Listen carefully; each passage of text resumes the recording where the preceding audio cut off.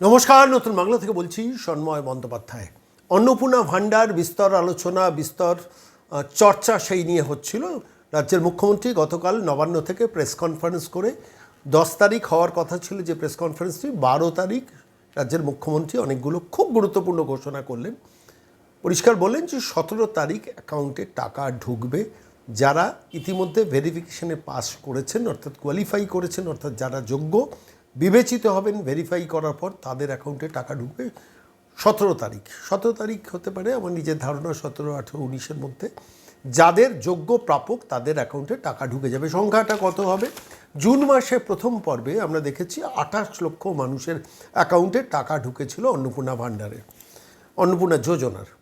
জুলাই মাসে সেই সংখ্যাটা 28 লক্ষটা বেড়ে দাঁড়ায় 1,19,00,000। অর্থাৎ জুলাই মাসে 28 লক্ষ থেকে সংখ্যাটা বেড়ে দাঁড়ায় 1,19,00,000। এবারে কতটা হবে সেই সংখ্যা নিয়ে রাজ্যের মুখ্যমন্ত্রী গতকাল কোনো বিবৃতি দেননি। যেটা বলেছেন যে সোমবার দিন মালতী রাভা রায়, সংশ্লিষ্ট দপ্তরের যিনি মন্ত্রী, তিনি ঘোষণা করবেন সংখ্যাটা কত। অর্থাৎ এর মধ্যে ভেরিফিকেশন পর্বটা আর একটু কমপ্লিট করে নিয়ে রাজ্য সরকারের তরফ থেকে আলটিমেটলি সংখ্যা কত দাঁড়াবে সেটা নিয়ে এটা হবে, ডিক্লারেশনটা হবে। সংখ্যা আদতে কতজন পেয়েছে, মানে অ্যাপ্লাই করেছেন, আমরা যতটুকু খবর মিডিয়া মারফতে পেয়েছিলাম সেটা হচ্ছে প্রায় 2,20,00,000-র আশেপাশে মানুষ অ্যাপ্লাই করেছেন অন্নপূর্ণা ভাণ্ডারের জন্য। এরা কি সবাই পাবেন? নিশ্চিতভাবে পাবেন না। তার কতগুলো ক্রাইটেরিয়া গতকাল রাজ্যের মুখ্যমন্ত্রী ঘোষণা করেছেন। 10,000 টাকা ব্যক্তিগতভাবে যে মহিলার রোজগার থাকবে, তার উপরে যার রোজগার থাকবে, তিনি কখনো এই স্কিমের আওতায় আসবেন না। সরকারের মানে স্বামী সরকারি চাকরি করেন, স্ত্রী কি পাবেন? না, স্ত্রী পাবেন না।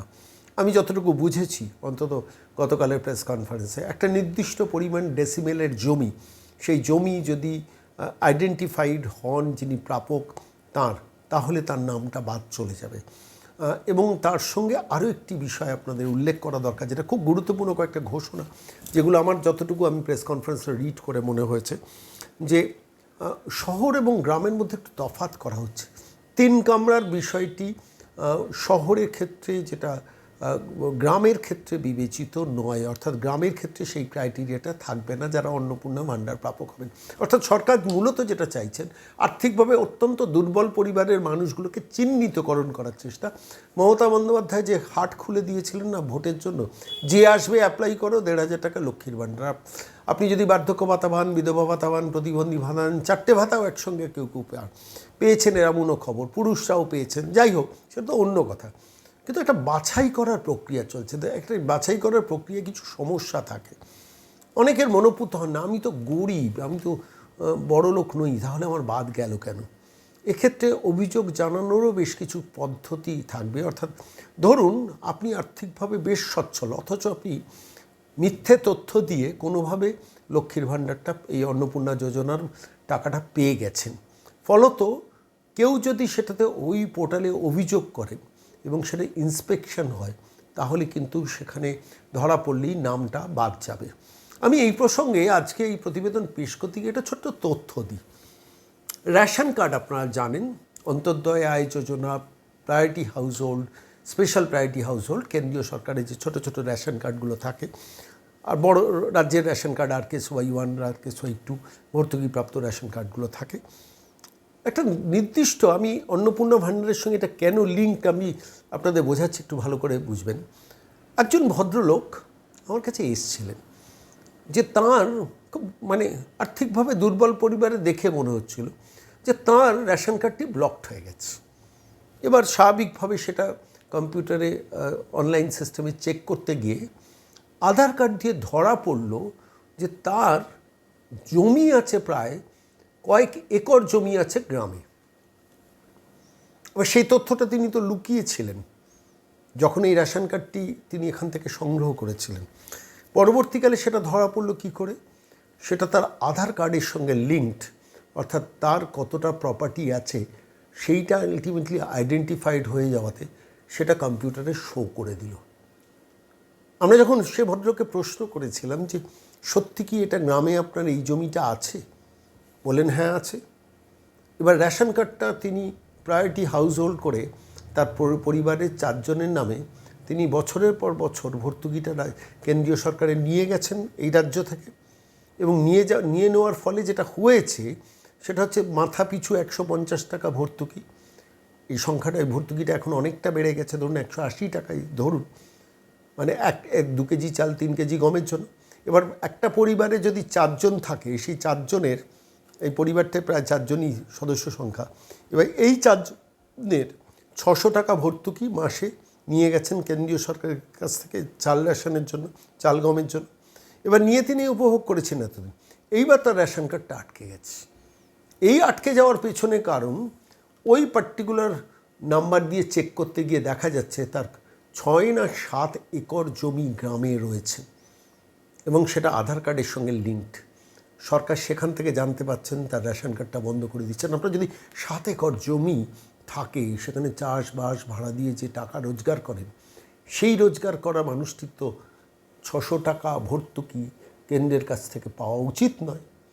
যুক্তিসঙ্গত বক্তব্য সরকারের যে তুমি আর্থিকভাবে বলবান, তুমি এখানে গরিব বলে তুমি ভর্তুকিটা নিয়ে যাচ্ছ। ঠিক একইভাবে লক্ষ্মীর ভাণ্ডারের ক্ষেত্রেও, ধরুন আপনি লক্ষ্মীর ভাণ্ডার তো আবেদন করেছেন, এবার এনআইসি, ন্যাশনাল ইনফরমেটিক সেন্টারের সিস্টেমের মধ্যে যখন এনআইসি সিস্টেমে আপনার ভেরিফিকেশান হচ্ছে, এই আধার কার্ডটা নাম্বার দিয়ে ভেরিফিকেশান হচ্ছে, আপনার কটা বাড়ি, কটা ঘর, কটা ফ্ল্যাট, কটা দোকান বা জমি জমা কোথাও আছে কিনা, ব্যবসায়িক, আধারের সঙ্গে তো এগুলো সব লিঙ্ক থাকে। সরকার সেইখানে জেনে যাচ্ছে যে আপনার রোজগারটা কতটা, ফলত সেইখান থেকে কিন্তু অন্নপূর্ণা ভাণ্ডারটা ব্লকড হয়ে যেতে পারে। যাবেই বলছি না, আমি বলছি সরকারের কাছে তথ্য জানার ভাণ্ডার হচ্ছে কিন্তু আধার কার্ড। মনে রাখবেন, আপনি যে তথ্যই লুকোন না কেন, আধার কার্ডের ভেরিফিকেশান কিন্তু সরকার এবার করবে। যেখানে আপনি তথ্য লুকোচ্ছেন, ধরুন আপনি ইনহেরিট করেছেন, আপনার নিজের কিছু না, ইনহেরিট করেছেন কোনো একটা বড় প্রপার্টি, প্রচুর আর্থিকভাবে সম্পদ, আপনার আধারের সঙ্গে তো সেটা লিঙ্কড। তাহলে আপনি কি করে সেখান থেকে বেরিয়ে আসতে পারবেন? বেরোনোর পথ নেই। আমি যতটুকু বুঝেছি, অন্তত আরও কয়েকদিন গেলে বোঝাবে। যাই হোক, এত চিন্তা বা টেনশন করার দরকার নেই। 72 ঘন্টা যাক, 17 তারিখ আসবে। 17 তারিখ সকাল থেকে ব্যাঙ্কে অ্যাকাউন্টে নজর রাখবেন এবং মনে রাখবেন, ব্যাঙ্ক অ্যাকাউন্টে অনেক সময় আপনার কাছে মেসেজ আসবে না। যদি মেসেজ 17 তারিখ না আসে, 18 তারিখ গিয়ে ব্যাঙ্কে বইটা রিনিউ করে দেখবেন যে 3000 টাকা ঢুকেছে কি না। এবার প্রশ্নটা হচ্ছে যে যদি কোনো কারণে 17, 18, 19-এ 3000 টাকা ঢুকলো না, অথচ আপনি অত্যন্ত দুর্বল পরিবারের মানুষ, হতাশ হওয়ার জায়গা নেই। তার কারণ এই ভেরিফিকেশান পর্বটা অনেকটাই ইনকমপ্লিট আছে, অনেকটা কমপ্লিট হবে। ধরুন আমি আপনাদের বলছি, জুন মাসে 28 লক্ষকে নাম এন্ট্রি করানো হয়েছিল, পরবর্তীকালে সংখ্যাটা 1,19,00,000 পৌঁছেছে এবং এই সংখ্যাটা আমার নিজের ধারণা 2 কোটির কাছাকাছি পৌঁছবে, ঠিক জানি না, বলা উচিত না এভাবে। ফলত সরকার ছাঁকনি দিয়ে বেছে নিচ্ছে আপনি আদতে গরিব কিনা। দারিদ্র লুকোনোটা 2 ধরনের হয়। একটা হচ্ছে, আমি যদি খুব গরিব হই, আমি বাইরে লুকোবো না। আবার আমি প্রচুর অর্থবান, আমার প্রচুর প্রপার্টি আছে, ঘর বাড়ি, দোকান ঘর, জমি জমা, বিভিন্ন জায়গার প্রপার্টি আছে, আমি তথ্যটাকে সাপ্রেস করে আমি গরিব সাজার চেষ্টা করছি। সরকার এই ক্যাটেগরিটাকে ধরছে। সরকার নিজে না ধরলেও পোর্টাল খোলা থাকছে এবং আপনারা মনে রাখবেন, আপনারা যারা এই প্রতিবেদন দেখছেন, আপনাদের পরিচিত সেকশনে যেখানে দেখবেন আর্থিকভাবে সচ্ছল পরিবারের মানুষ এই টাকাটা নিয়ে চলে যাচ্ছেন 3000 টাকা করে, অবশ্যই পোর্টাল খুলে একটা কমপ্লেন করে দেবেন। কিন্তু অভিযোগটা যেন জেনুইন হয়, আর অভিযোগ যদি ভুল হয় তাহলে কিন্তু আপনার বিপদ বাড়তে পারে। আমি সামগ্রিকভাবে একটু পয়েন্টটা আপনাদের কাছে ব্যাখ্যা করলাম।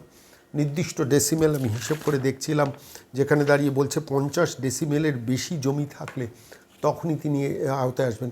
পারিবারিকভাবে ধরুন 10-12 জনের পরিবার, জয়েন্ট পরিবার, সেই পরিবারে একটা 12 লক্ষ টাকা পারিবারিক রোজগার সব মিলিয়ে, অথচ আপনি অন্নপূর্ণা ভাণ্ডার নেওয়ার চেষ্টা করছেন। আটকাবে, বাড়িতে 4 চাকা গাড়ি আটকাবে, আর্থিকভাবে সরকারিভাবে সরকারি চাকরি করছেন, আন্ডারটেকিংয়ে চাকরি করছেন, লুকিয়ে স্ত্রীকে অন্নপূর্ণা ভাণ্ডার পাইয়ে দিচ্ছেন। সরকার চাইছে এগুলো বন্ধ হোক এবং সেই বন্ধের দিকে যাচ্ছে। সবটাই একদিনে হবে না, অনেকে অধৈর্য হয়ে পড়ছেন, অনেকে মনে করছেন যে আরে পাশের বাড়ি গরিব লোকটা পেয়ে গেছে, আমি পাই, বড় লোক পেয়ে গেছেন, আমি গরিব লোক পাইনি। সরকার চেষ্টা করছে যাচাই করতে, একটু সুযোগ দিন, একটু সময় দিন। আমি বলছি, যে সরকার 3000 টাকা একজন মহিলার হাতে দিচ্ছেন, সেই সরকারকে কেন একটু সময় এবং স্কোপ, অপরচুনিটি দেওয়া হবে না? 17 তারিখ দেখুন না, তারপরে তো পোর্টাল খোলা থাকছে, সেইখানে কমপ্লেন করবেন। আর যদি আপনার অ্যাকাউন্টে টাকা না ঢোকে, আপনি অবশ্যই নজর রাখবেন নতুন বাংলায়। আমরা সেক্ষেত্রে আপনার কি করণীয়, আমরা সেই তথ্য নিয়েও যে কোনো দিন সকাল 10টায় আসবো। 17, 18, 19 3 দিন দেখার পর একটা বিশেষ প্রতিবেদন পেশ করব। যদি আপনার ভান্ডার টাকা না ঢোকে তাহলে এরপর আপনার কী করণীয় সেটাও আপনাদের এই প্রতিবেদনে জানাবো।